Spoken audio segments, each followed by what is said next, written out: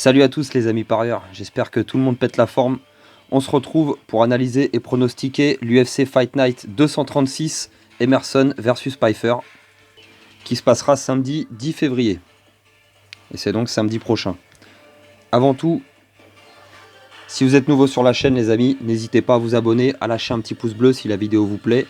Vous pouvez me retrouver sur les réseaux sociaux, les liens ils sont dans la description de la chaîne, là où je balance tous les tickets gagnants des UFC, n'hésitez pas à aller jeter un coup d'œil. Avant d'analyser et de pronostiquer l'UFC Fight Night 236, on va récap l'UFC Fight Night 235 qui s'est passé samedi soir. On retrouvait 6 combats sur la carte principale de l'UFC Fight Night 235, Dolidze versus Imavov. Et on commence par le premier, on va revoir tout ça ensemble. On avait en premier combat Urbina contre Radke. C'était un combat dans la catégorie welterweight et vu que c'était un peu des jeunes prospects, je vous l'avais dit dans la vidéo d'analyse que je les connaissais pas très bien et qu'il ne fallait pas trop prendre de risques avec ce combat, je vous avais conseillé de choisir le favori Urbina et je me suis planté, il a été inexistant dans ce combat, Radke lui a roulé dessus jusqu'à le terminer par KO technique avant la fin du premier round. Donc première erreur. Le combiné de 6, il sautait directement, mais c'est pas grave, je vous avais conseillé d'autres combinés de 2 et d'autres combinés ou de paris simples. Donc on enchaîne sur le deuxième combat. On retrouvait combat catégorie middleweight, c'était Kizriev contre Muradov. Et malheureusement, il y a eu un high-poke très puissant dès le début du combat. Muradov n'a pas pu continuer et ça a été déclaré en no contest. Donc ça commençait très mal, un premier prono raté, le deuxième combat no contest.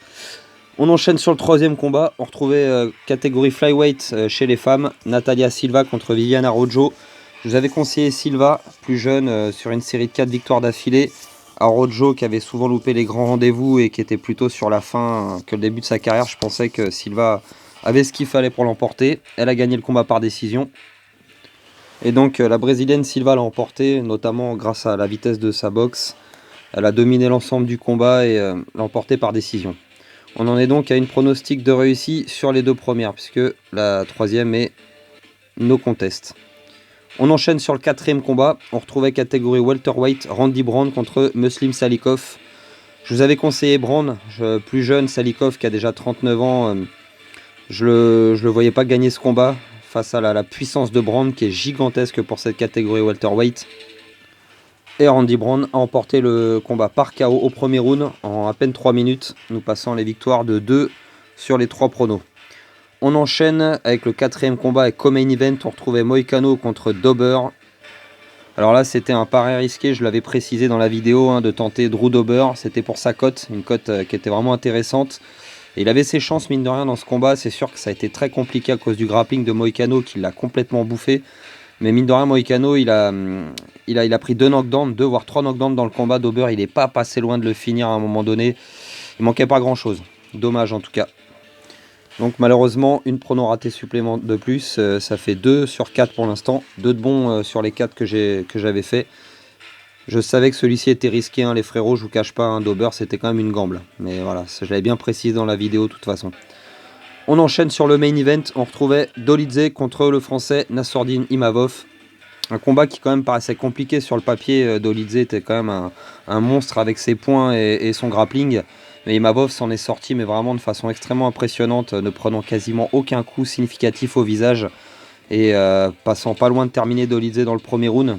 Il y a eu le petit incident dans le quatrième avec le coup de pied et puis la main posée au sol, mais Dolidze il est retourné au combat, il a porté ses couilles. Au final, le cinquième round a quand même été assez disputé aussi. Beaucoup de grappling contre la cage. Imavov, je sais qu'il avait l'air un peu fatigué, mais c'est extrêmement énergivore.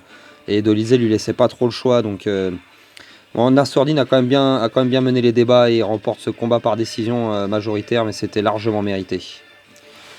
On en est donc à 3 sur 5 pour les pronos réussis, puisque le sixième a été donc, je le répète, un no contest. C'est pas trop mal. Bon, il y a eu la gambe de Dober, ça aurait pu être évitable. Forcément, Moïcano était favori, mais j'avais envie de tenter Dober. Donc après, je vous avais conseillé pour les combinés. Allez voir, j'ai réussi plusieurs combinés que j'ai balancés sur TikTok et Instagram. Dessus, vous verrez que j'avais combiné Imavov avec Silva et avec Brown, ou également Brown avec Silva et Imavov avec Brown tout seul. N'hésitez pas à aller jeter un coup d'œil les frérots. En attendant, on a terminé avec le récap de cette UFC Fight Night 235 et on enchaîne sur l'analyse et la pronostic de l'UFC Fight Night 236. C'est parti. Et on retrouve donc sur le main event de cette UFC Fight Night 236, Jack Emerson contre Joe Pyfer. On a 6 combats sur la carte principale. En espérant qu'il n'y ait pas de changement d'ici là, il y a déjà un combat qui a été remplacé. Et souvent, hein, malheureusement, vous connaissez avec les UFC, c'est souvent le cas. Hein. On fait les vidéos d'analyse et de pronostic et en même pas 2 jours après, il y a un combat qui est changé. C'est souvent le cas malheureusement. Faut faire avec. On retrouve en premier combat de cette carte principale un combat dans la catégorie middleweight. Rodolfo Vieira contre Armen Petrosyan. Vieira, il a 34 ans, il est brésilien. Ceinture noire de jiu-jitsu brésilien. Il est à 9 victoires pour 2 défaites en carrière. Il est à l'UFC depuis 2019, il est arrivé invaincu à 5-0 à l'UFC. Il a enchaîné 2 victoires avant de prendre une première défaite par soumission contre Anthony Hernandez en février 2021. Après, il a enchaîné sur une victoire et une défaite par décision contre Chris Curtis.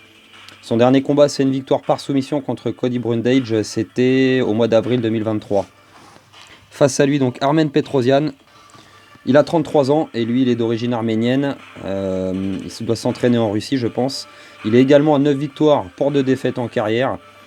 Il est arrivé à l'UFC, c'était avec les Dana White Contender en 2021. Il a enchaîné sur une victoire contre Grégory Rodriguez, c'était en février 2022. Ensuite il a eu une défaite contre le Brésilien Caio Borralho par décision au mois de juillet 2022.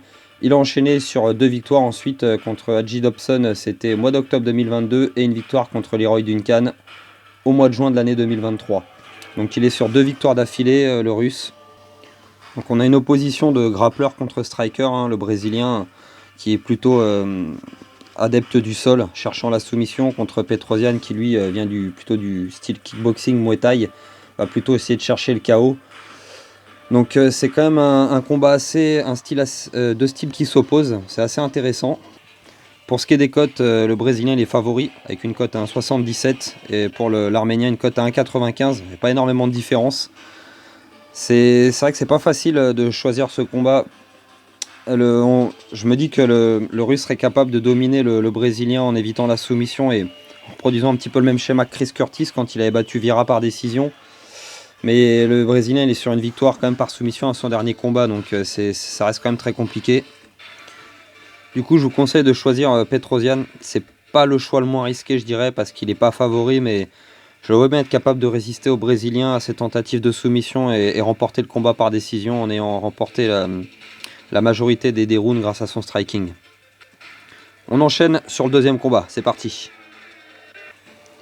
On retrouve du coup Michael Johnson, le vétéran, contre Darius Flowers. Donc Michael Johnson, The Menace, il a 37 ans, il est à l'UFC depuis 2010, c'est vraiment un vétéran de l'organisation. Et il a affronté tout le monde, que ce soit de Khabib Nurmagomedov, Beneil Dariush, Dustin Poirier, Justin Gaethje. Tout le monde y est passé dans la catégorie, il est même allé affronter les featherweight, Josh Emmett, même Clay Guida des anciens, Thiago Moises, il a vraiment affronté toute la catégorie et... Parcours en dents de scie sur la fin de carrière pour Michael Johnson, comme vous pouvez voir, 21 victoires, 19 défaites, c'est compliqué. D'ailleurs, il est sur une défaite de son dernier combat par KO contre Diego Ferreira au mois de mai 2023. Avant ça, il avait battu Marc Diakazé par décision. On remonte encore avant, décision partagée, il perd contre Jamie Mullarkey. Avant ça, il bat Alan Patrick. Avant encore, il perd contre Clay Guida, il perd contre Thiago Moises, contre Stephen Ray, contre Josh Emmett. Et là, je suis déjà en 2019. Vraiment parcours en dents de scie, fin de carrière compliquée pour l'Américain. Face à lui, l'Américain donc Flowers, il est plus jeune, il a 29 ans et c'est un nouveau venu à l'UFC, il est à l'UFC que depuis l'année dernière. Il avait fait un premier combat au Dana White Contender en 2022 où il avait gagné par KO technique après un slam. Par contre, son premier combat, vrai combat à l'UFC 291, parce qu'il combat normalement en welterweight, il avait affronté Jack Matthews et il s'est fait soumettre au deuxième round. Jack Matthews qui est très solide quand même. Donc Flowers, c'est vraiment un nouveau venu et il a très peu d'expérience dans la cage, dans l'octogone de l'UFC. Mais il est jeune et la plupart de ses derniers combats en dehors de l'UFC, c'était des KO. Quasiment toutes ses victoires, c'était par KO ou par soumission. Il a beaucoup de KO au premier round. Donc c'est un cogneur Flowers. Michael Johnson, on sait que c'est aussi un boxeur très rapide, une boxe anglaise très rapide. Il avait un gros coup d'œil, mais ça c'était avant, pour dire la vérité. Aujourd'hui c'est plus que l'ombre de lui-même. Et j'ai du mal à croire en une victoire de Johnson. Pour ce qui est des cotes, Michael Johnson est favori à 1,65 et Flowers il a une cote à 2,10. Donc je trouve ça quand même assez fou que Johnson soit favori, sachant qu'il a déjà bientôt 38 ans. Et que, comme je le disais juste avant, hein, ses plus belles années elles sont loin derrière lui. Ça me paraît quand même compliqué pour Flowers, même si c'est un nouveau venu et qu'il a très peu d'expérience à l'UFC. Un nouveau venu, il risque d'avoir faim, surtout qu'il a eu une première défaite en welterweight pour son premier combat. Johnson, ça me paraît quand même à sa portée. Et Johnson, je le vois pas chercher le sol contre Flowers. Il va chercher sûrement à boxer et échanger debout aussi. Et contre Flowers, ça pourrait lui faire mal, hein. Le menton de Johnson, j'ai de gros doutes sur sa capacité à encaisser des gros punchs. Et sachant que Flowers, c'est un puncher, ça me paraît quand même compliqué pour Johnson. Alors, c'est assez risqué, mais je pense qu'on peut tenter la grosse cote de Flowers. Ouais, sa cote à 2,10, elle est vraiment sympathique. Et je pense qu'il y a moyen de tenter un petit pari simple dessus ou peut-être un petit combiné. En tout cas, même s'il n'est pas favori, je pense que Johnson, à mon avis, ce sera sûrement malheureusement sa 20e défaite en carrière. Et je ne le vois pas remporter ce combat. Donc, je vous conseille de miser sur Flowers, les amis, mais sans prendre trop de risques, hein. Un petit pari simple ou un combiné de deux fera largement le taf. On enchaîne sur le troisième combat, c'est parti. On retrouve ensuite dans la catégorie middleweight, Brad Tavares contre Grégory Rodriguez. Alors Brad Tavares, c'est un vétéran, il est là depuis 2010 à l'UFC, il a déjà 36 ans, 20 victoires pour 8 défaites en carrière, il a fait la plus grande partie donc de sa carrière MMA à l'UFC. Son dernier combat, c'est une victoire contre Chris Weidman, l'ancien champion middleweight, qui revenait de grosses blessures au genou, Weidman, donc ça avait été très compliqué pour lui contre Tavares. Avant ça, Tavares, il avait pris un KO en avril 2023 contre Bruno Silva au premier round. Et encore avant ça, troisième combat en arrière, il avait perdu par décision contre le nouveau champion Dricus du Plessis. C'était au mois de juillet 2022. Juste avant cette défaite contre Duplessis, il avait enchaîné 2 victoires par décision, c'était en 2021. Donc, et avant ça encore 2 défaites, si on remonte un peu plus en arrière, contre Shabazian et contre Israël Adesanya en 2018, par décision également. Donc il a affronté du beau monde Tavares, hein, beaucoup d'anciens ou de futurs champions. Donc victoire contre Chris Weidman pour son dernier combat. Face à lui, on retrouve donc Grégory Rodriguez, combattant brésilien de 31 ans, qui a 14 victoires pour 5 défaites en carrière. Lui, il n'est pas à l'UFC hein, depuis 2010, ça remonte, je vais vous dire ça tout de suite, il est arrivé en 2020 avec les Dana White Contender, où il avait une défaite, il avait d'ailleurs retourné dans les petites orgas pour refaire un peu ses preuves, il est revenu en 2021 avec une victoire par décision, ensuite il a battu Jung Young Park par KO en 2021, et Park est un combattant très très solide, surtout en pied-point. Ensuite il a perdu contre Petrosian par décision partagée. Il a enchaîné 2 victoires par KO et KO technique. Ensuite, il a perdu par KO contre Bruno Ferrara en 2023. Et il a enchaîné une victoire par KO au premier round en moins de 2 minutes contre Denis, alors son nom n'est pas facile à prononcer, Tiuliulin. Et c'était au mois d'août 2023. Donc il est sur une victoire, le Brésilien. Puis il aime les finishes, hein. Rodriguez, il a quand même 9 victoires par KO sur ses 14 combats, 3 par soumission, et il n'a pris 3 KO également, ou KO technique dans sa carrière, sur ses 5 défaites, et 2 par décision. Donc il y a beaucoup de finishes, hein. Il aime le KO, Rodriguez. Tavares, il s'est montré quand même très complet, toujours, même à son âge, face à Weidman. Mais Weidman, je l'ai trouvé que c'était vraiment que l'ombre de lui-même, et face à Grégory Rodriguez, surnommé Robocop, ça me paraît compliqué pour Tavares quand même. Pour ce qui est des cotes, vous voyez, Rodriguez est largement favori avec une cote à 1,38. Tavares, il a une énorme cote à 2,77. Mais je vous conseille de ne pas prendre de risques hein, sur ce combat-là, les amis. Et donc, pas de surprise, hein, je vous conseille de choisir Rodriguez. Le Brésilien est favori et je pense qu'il peut remporter ce combat par KO. La cote est basse, mais elle sera très bien dans le combiné des 6. Après, pour un pari simple, c'est une cote qui est trop basse, ça vaut pas le coup. On enchaîne sur le prochain combat. On retrouve en quatrième combat, donc toujours la catégorie middleweight, on retrouve Robert Bryczek contre Laure Poteria. Alors normalement ça devrait être Albert Duraev à la place de Poteria, mais il a été remplacé hier. Le combat a été annulé, il a été remplacé hier.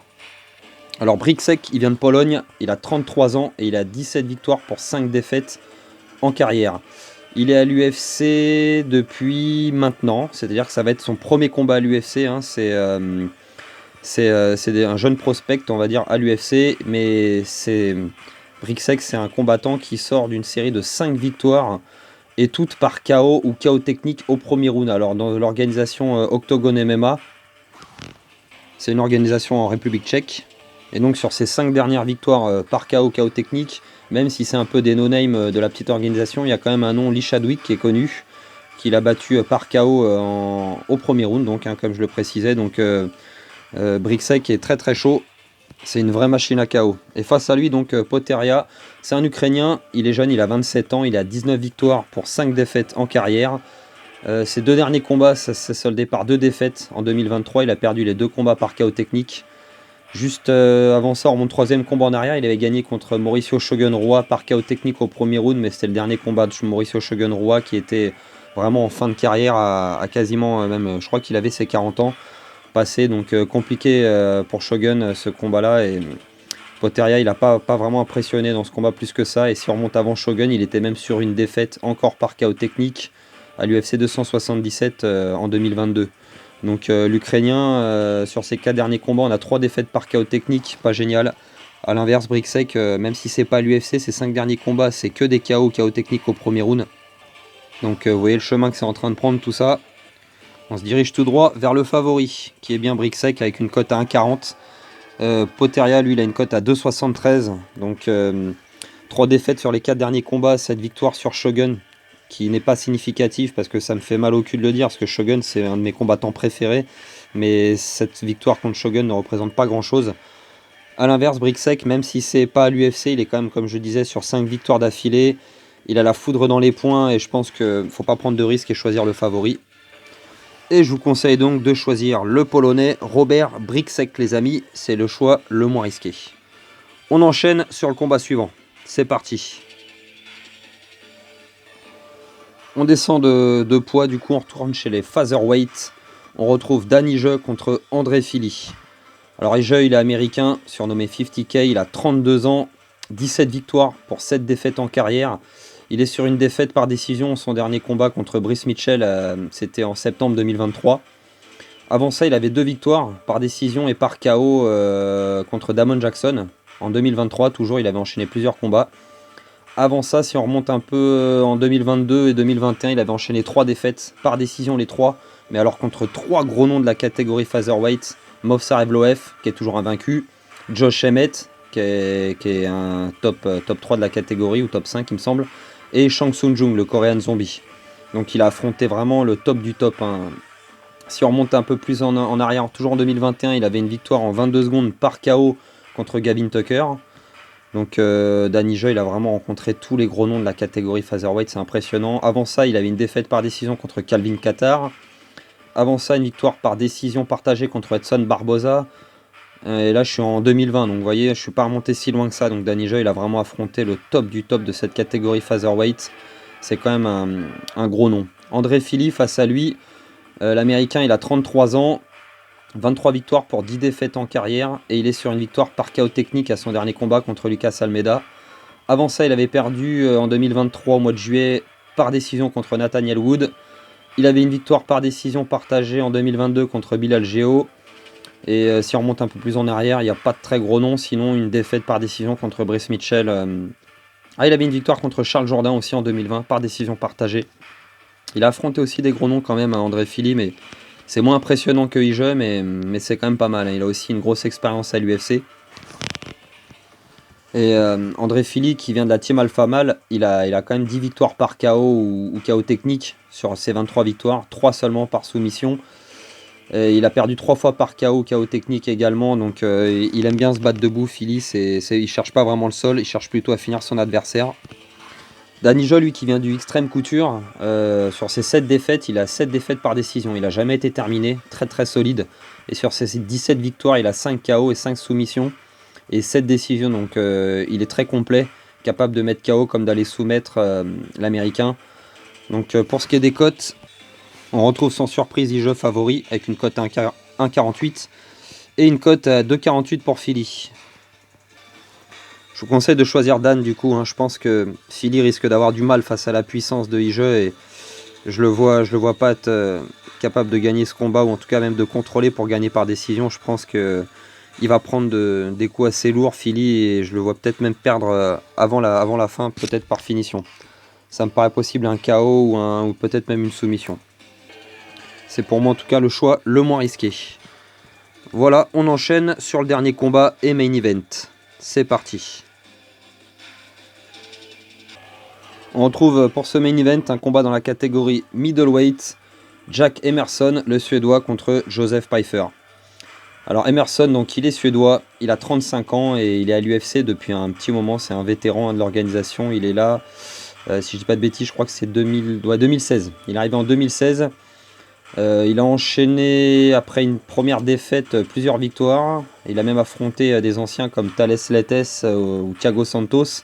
Il a perdu par KO technique contre Thiago Santos, mais il avait battu Thales Letes par KO technique au 3e round en 2018. Gérald Merchert par soumission en 2018. Ronaldo Souza par décision en 2019. Il a enchaîné Emerson quand même de belles victoires, en tout cas à l'époque. Ensuite, il a perdu en 2019 contre Jared Cannonier par KO technique. Il a soumis Kevin Gastelum en 2020, grosse victoire. Il a perdu par décision contre Marvin Vettori. Ensuite, décision contre Shabazian, il a gagné, c'était en 2021. Et ensuite, il perd par décision partagée contre Sean Strickland. Donc Emerson, il a affronté des gros noms, mais malheureusement, souvent, il a pêché. Ensuite, derrière, son avant-dernier combat en 2022, c'est une victoire par décision contre Chris Curtis. Et son tout dernier combat en décembre 2022 à Emerson, c'est une défaite par KO technique contre Roman Dolidze. C'était au 2e round. Donc il est sur une défaite pour son dernier combat, Emerson. Il a déjà 35 ans, vous voyez, il a un gros parcours quand même. Donc face à lui, l'américain Joseph Pyfer, 27 ans, beaucoup plus jeune, 12 victoires pour seulement 2 défaites. Et lui, son dernier combat, c'est une victoire par soumission au 2e round contre Razak Al-Hassan, contre Abdul Razak Al-Hassan. C'était au mois d'octobre 2023, il n'y a pas très longtemps, à l'UFC Fight Night 229. Avant ça, il avait battu à l'UFC 287 au mois d'avril 2023 Gérald Merchert par KO technique au 1er round. 2 autres victoires par KO technique en 2022, dont une au Dana White Contender. Ce qu'il avait essayé d'intégrer en 2020 les Dana White Contender, mais il avait subi une défaite par KO technique contre Dustin Stolfus, Pyfer. Donc il était retourné dans les petites orgas en 2021 pour obtenir une victoire et essayer d'avoir une nouvelle chance au Dana White Contender. Chance que cette fois il a saisi puisqu'il avait gagné donc par KO technique. Il est donc sur une série de 5 victoires, toutes par KO technique ou KO, et la dernière par soumission. Donc Pyfer, c'est un finisseur, hein, gros prospect de cette catégorie middleweight. En tout cas, moi il me hype assez Pyfer, j'aime beaucoup ce combattant. On retrouve donc favori Joseph Pyfer avec une cote à 1,40. Et Emerson a une cote à 2,73. Avec 3 défaites sur ses 5 derniers combats, c'est normal qu'il ne parte pas favori malgré son expérience. Il a déjà 35 ans, hein, ses plus belles années sont déjà passées, je pense, pour Emerson. Même s'il est très solide sur ses défaites, il a subi 3 KO et 2 soumissions et 3 décisions. Donc il est quand même solide, Emerson, mais Pyfer, il a envie de montrer, envie de prouver. Je pense que c'est quand même beaucoup moins risqué de choisir Pyfer. Sa dernière défaite à Pyfer remonte quand même un petit moment et je pense que depuis la confiance est largement remontée à son niveau maximum. Et je le vois vraiment rentrer en confiance face à Emerson et être capable sûrement même de finir ce combat. Ça risque d'échanger debout et ça risque d'être très violent sur le 1er round. Donc si ça passe pas, après attention, Emerson pourrait tenir, hein, utiliser son expérience et peut-être remporter ce combat à la décision ou même peut-être trouver la victoire dans le 4e round si Pyfer, son cardio, il assume pas. Mais je pense quand même que c'est moins risqué, hein, tenter Pyfer. Sa cote elle est basse, 1,40. Pour le combiné c'est bien, pour un pari simple ça vaut pas vraiment le coup. Peut-être un combiné de 2, sinon ça pourrait être sympa, mais pour un pari simple ça vaut pas le coup les frérots, hein. La cote 1,40 est beaucoup trop basse. Voilà, on a terminé avec l'analyse et pronostic de cette UFC Fight Night 236 qui se tiendra donc samedi prochain. Ce sera le 10 février, donc dans la nuit, hein, de samedi à dimanche. Voilà les amis, on a donc terminé pour cette vidéo. On se retrouvera du coup la semaine prochaine pour l'analyse et pronostic de l'UFC 298 Volkanovski versus Topuria. Et la carte elle est quand même assez sympathique. Il y aura des gros combats dessus. Robert Whittaker contre Paulo Costa, Geoff Neal contre Yann Machado, Gary, Merab Davishvili contre Henry Cerudo, du très très lourd cette carte de l'UFC 298 et il y aura des super pronostics à faire. Voilà les amis, j'espère que ces pronostics vont être bonnes. Si vous voulez me remercier, n'hésitez pas à vous abonner, c'est gratuit, à lâcher un petit pouce bleu si la vidéo vous a plu. Et n'hésitez pas, comme je l'ai précisé en début de vidéo, à aller regarder sur TikTok ou Instagram pour voir les tickets gagnants que je balance chaque semaine. Sur ce, il ne me reste plus qu'à vous dire de faire très attention avec les paris en ligne les amis, c'est des jeux d'argent dangereux. Jouez toujours de façon ludique, réfléchie et surtout de l'argent que vous pouvez vous permettre de perdre. Et si jamais vous êtes en détresse d'argent, n'hésitez surtout pas à appeler le numéro affiché à l'écran. Sur ce, je vous souhaite une très bonne soirée et je vous dis à la semaine prochaine. Ciao à tous les frérots.